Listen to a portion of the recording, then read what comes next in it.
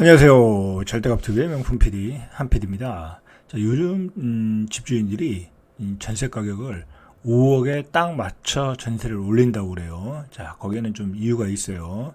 자, 요즘 전세 가격이 폭등하고 있죠. 자, 요즘 전세 때문에 난리예요. 물론 이제 서울 수도권, 특히 서울에서 집중되는 현상이고, 뭐 지방은 그렇게 심각하지는 않아요. 지방은 뭐 공급도 뭐 제대로 예전에 맞는 것도 있고, 그 다음에 뭐 수요가 많지 않으니까. 자, 근데 이 전세 가격이 올라가는 데는 이유가 있어요. 이유가. 자, 이유는 정부의 정책이에요. 정부의 정책. 자, 제가 계속 누누이 얘기하지만 정부는 이 건설 경기를 살리려고 우리나라의 그 산업에서 부동산이 차지하는 비중이 크잖아요. 자, 그래서 건설 경기를 살리기 위해서 결국은 전세 가격을 올리는 게 답이다라고 판단하는 거예요. 그래서 그냥 신혼부부 특공으로 해가지고 뭐 1%, 2%의 금리로 공급을 막 하고 있는 거야. 그러니까 전세 가격이 올라갈 수 없죠. 자, 그러니까 요즘 나오는 얘기가 뭐예요? 전세 가격이 올라가니까 매매 가격이 또 다 상승 전환했죠. 자, 그래서 이제 시장이 바닥이다라고 이야기를 다 하고 있잖아요. 그죠? 저도 하고 있고, 그죠?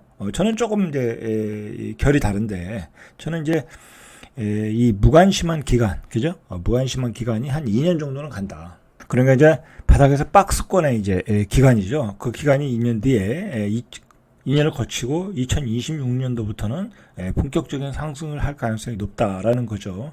뭐 그러니까 여기서 뭐 더 떨어지지 않는다고 하면 집을 사는 수밖에 없죠. 자, 제가 그래서 걱정하는 게 뭐냐면 저번 시간에 얘기했지만 이 상태로 전세 가격이 올라가고 그리고 2026년도에 집값이 또 올라가고 그죠? 바닥을 치고 올라가고 또 투기가 극성을 부리고 또 실수요자가 한꺼번에 몰리고 자 그러면은 2026년, 2027년 집값이 폭등을 한다고 하면 여러분들 2027년이 무슨 해냐면 대선이 있는 해예요. 대선이. 그러면 윤석열 정부는 집값 폭등을 하는 상태에서 대선을 치러야 돼. 지금은 여당이죠. 자 그렇게 되면 대선에서 이길 수가 없어요. 왜? 윤석열 정부는 집값을 잡으라고 정권을 줬는데 집값을 다시 폭등시켰어. 전 고점을 돌파해 버렸어. 그러면 국민들이 뽑아주겠어요? 안 뽑아주지? 자 그런데 제가 계속 얘기하지만 지금 윤석열 정부가 막 그 추진하는 모든 정책은 집값을 부양하는 정책들이야. 그죠?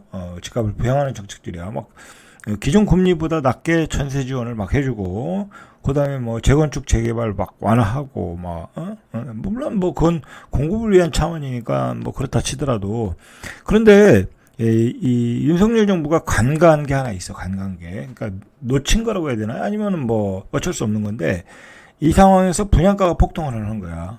원자재 가격이 폭등하니까. 근데 지금 세계적인 트렌드가 유동성이거든요. 미국의 달러의 유동성, 그죠? 달러 유동성 때문에 미국의 나스닥이 폭등을 하고 계속 폭등하잖아요. 신고가잖아요, 그죠?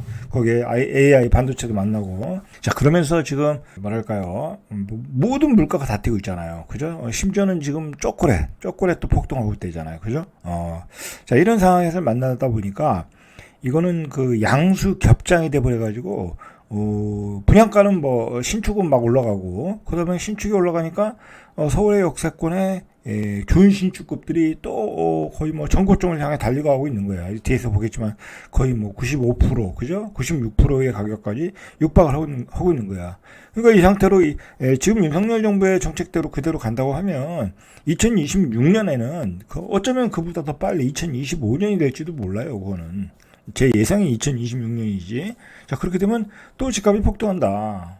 라는 거죠. 그리고, 이게 무서운 게 뭐냐면, 지금은 이게 모든 정보가 오픈되어 있어가지고, 예전보다 투자의 유동성, 그러니까 투자할 수 있는 유동성 머니가 어마어마하게 많다. 어마어마하게 많다. 근데 그게 한순간에 부동산 시장으로 들어오면 엄청난 버블이 생긴다는 거야. 엄청난 버블이 생긴다.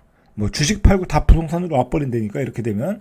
그러니까 지금 윤석열 정부가 지금 주력하는 게 뭐냐면 돈을 유동성을 주식 시장으로 유도를 하고 있는 거야. 그죠? 그러니까 밸류업 정책을 피고, 그 다음에 뭐 우리나라의 우량주들이 저평가됐다고 해서 그쪽으로 유도를 하고 있는데, 그게 쉽지가 않아요. 그죠? 정부 주도의 정책으로 할 수도 없는 거야, 그건. 왜냐면 기업이 자발적으로 해야 되는데, 기업이 자발적으로 하는 기업이 몇 개 안 돼요. 그죠? 은행주, 증권주도 뭐 좀 그렇고, 뭐 보험주 정도, 그죠?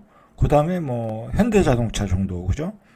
뭐 삼성전자는 원래 잘하고 있었고, 근데 뭐 주식이라는 게 지금 어떠냐고, 뭐 그것만 계속 올라가고 그것만 올라가서 그냥 거기 엄청나게 올라간 가격에서 더 올라가기도 쉽진 않잖아요. 그죠? 자, 그런 상태에서 돈이 유동성이 부동산 시장으로 몰렸다가는 윤석열 정부는 대선에서 질 수 있다. 뭐 이건 제가 앞으로의 전망을 분석해 보는 거예요, 여러분들. 맞는지 틀리는지 모르지만. 자, 보세요. 저금리 정책 모기지인 신생아 특례 대출, 이게 전셋값 상승에 엄청난 영향을 끼쳤다. 보시죠. 이게 왜 영향을 끼쳤는지. 자, 이게 신생아 특례 대출을 해주려면 부부간의 소득이 1억 3천 이하여야 돼. 부부간의 소득이 1억 3천 이하면은 웬만한 사람은 다 되죠. 그죠? 뭐, 신혼부부가 연봉 7천, 6,500 받는 사람이 그렇게 많지 않아요. 그죠? 그건 완전히 뭐 A급의 직장인데. 자, 그런데 이게 3분기부터, 그러니까 한 8월달, 그죠? 8월달 정도 되나요? 3분기부터는 신생아 특례 대출의 부부 소득 기준이 2억 원으로 완화된다. 그러니까 다 받는다는 얘기야. 다 받는다. 연봉이 1억인 사람들은 뭐 완전히 무슨 뭐 금융회사, 그죠? 그런데 다니시는 분들인데 그렇게 많지 않잖아요. 대한민국에 한 뭐 1%, 2%, 뭐 많아야 2%, 3%. 자, 뭐 다 된다는 얘기야. 그죠? 그러니까 전세 시장이 앞으로도 더 과열될 수 있다라는 분석을 하는 거예요. 그죠? 신생아 특례 대출을 연소득 2억 이하로 완화해준다. 그러니까 이건 뭐야? 정부가 작정을 하고 부동산 경기를 살리겠다라는 거잖아. 그죠? 살리는 건 좋지만 집값을 또 폭등시킨다. 그리고 또 건설사들이 살아난다. 자, 다 좋아요. 다 좋은데 문제는 2026년도에 집값이 폭등하면 지금의 여당은 대선에서 필패할 수밖에 없다라는 거야. 그런 운명을 향해 달리고 있는 거야. 안타깝지만. 그죠? 자, 25일 국토교통부에 따르면 신생아 특례 대출을 시작한 1월 29일부터 지난달 29일까지 전세자금 대출, 이게 버팀목이라고 그래요. 규모가 1조 1956억 원, 건수로는 6338건, 이중 대한 용도는 5433건. 자, 전세자금 대출 신청액의 45%를 차지했다라는 거죠. 상품 출시 초기에는 대한 비중이 절반을 넘었으나 점차 낮아지고 있다.